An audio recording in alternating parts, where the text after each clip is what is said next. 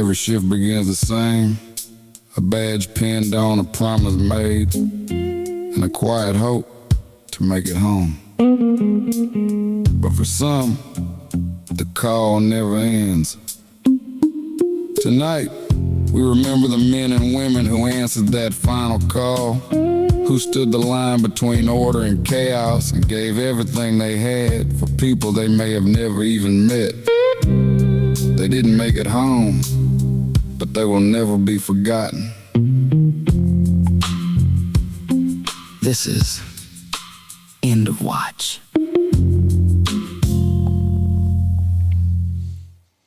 Well, this is the End of Watch episode for March, the month of March. I know I used to put it out on the first, but didn't get to it.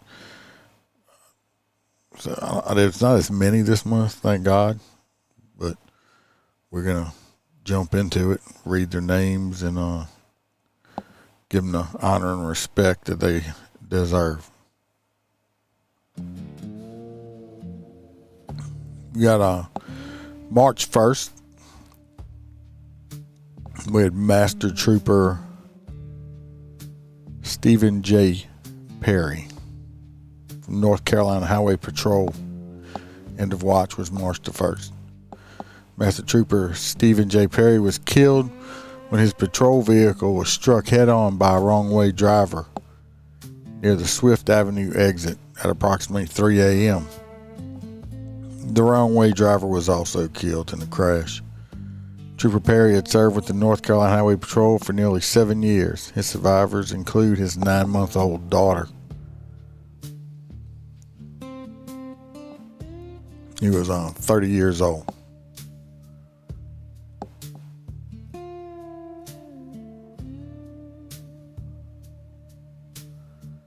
Next, we have Deputy Sheriff Caleb Mitchell. End of watch, March the 7th. From the Forsyth County Sheriff's Office in North Carolina. He was killed in a vehicle crash on Highway 311 at about 6 a.m. in the morning. The driver was traveling south on Highway 311 at over 100 miles per hour in a 55-mile-an-hour speed zone when he crossed the dividing line, colliding with Deputy Mitchell. Deputy Mitchell was pronounced deceased after being transported to the hospital. The 19-year-old driver was charged with second-degree murder, reckless driving, speeding, and driving left of center. Deputy Mitchell had served with the sheriff's office for about a year and a half and had previously served with the King Police Department. His survivors included his expected wife, 2-year-old child, parents, 4 siblings. His brother also serves with the same sheriff's office. 24 years old. Total amount of time on the job was 4 years.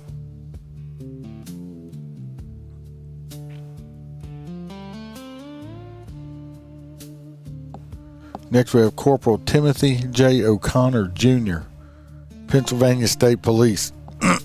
End of watch, Sunday, March the 8th. Corporal Timothy O'Connor was shot and killed during a traffic stop near the intersection of Michael Road and Route 10 in West Clan Township at approximately 8:24 p.m. By responding to a complaint about an erratic driver, Corporal O'Connor located and pulled the vehicle over. When Corporal O'Connor approached the vehicle, the driver shot from the inside of the vehicle, fatally wounding the corporal. The driver was found near the vehicle deceased from a self-inflicted gunshot wound. Corporal Timothy O'Connor had served with the Pennsylvania State Police for 15 years. He had also served with the Westchester Fire Company. Survivors include his wife, his daughter, mother, father, brother, sister, and nephew. He's 40 years old. 15 years, 6 months on the job.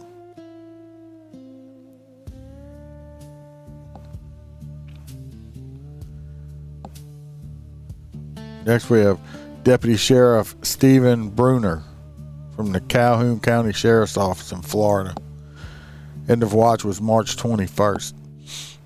Deputy Sheriff Stephen Bruner suffered a fatal medical emergency after assisting people in evacuating from the Mossy Pond fire.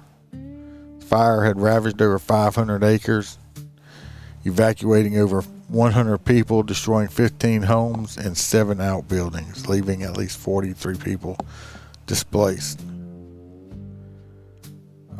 Age and tour duty is not available.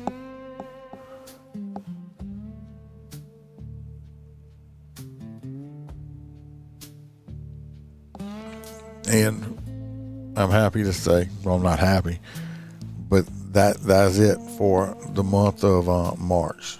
There was 1, 2, 3, 4 for the month of March. One of these days, hopefully we'll have 0. But right here, I'd say a little prayer for those men and women that have all sacrificed their lives over the years for this. And just keep them in your mind.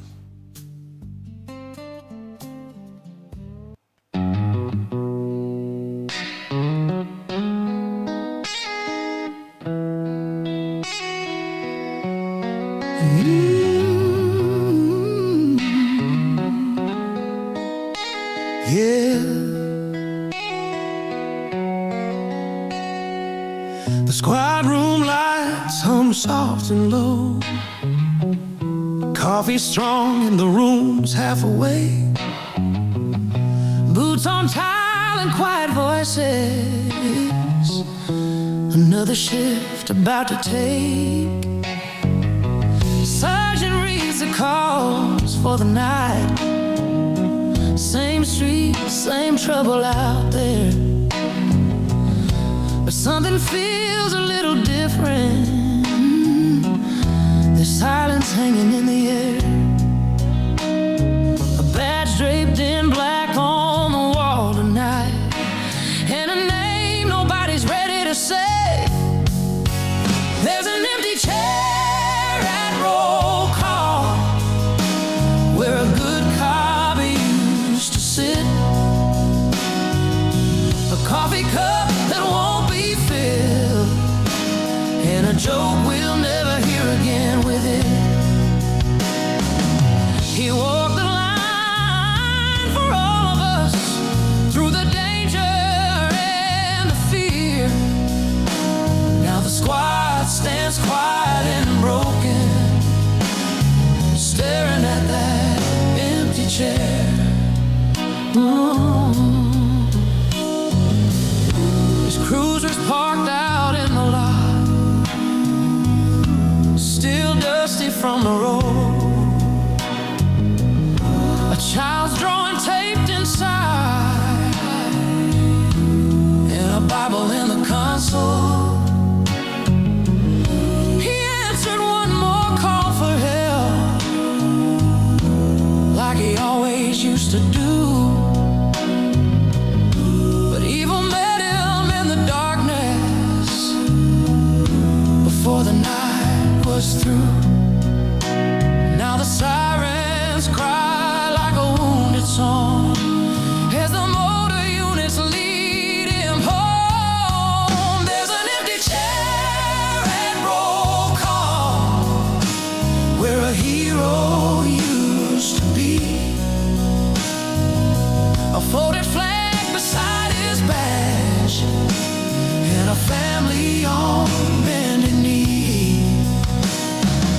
He held the line for all of us when the world was cold and unfair. Now the squad stands silent and grieving, looking at that empty chair. But legends don't fade when their watch is done.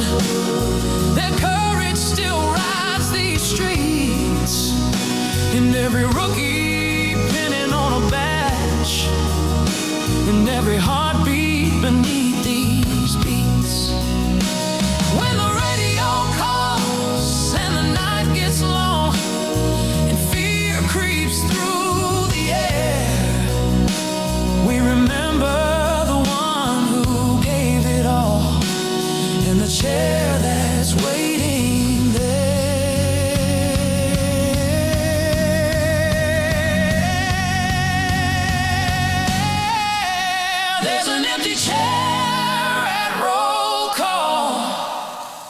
but his spirit's everywhere. In the oath we took, and the badge we wear, and the promise that we share. To stand the line no matter what, to serve, protect, and care, and never forget the hero who once filled that empty chair.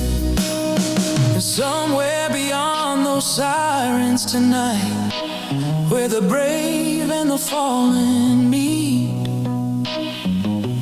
a good cop finally rests his watch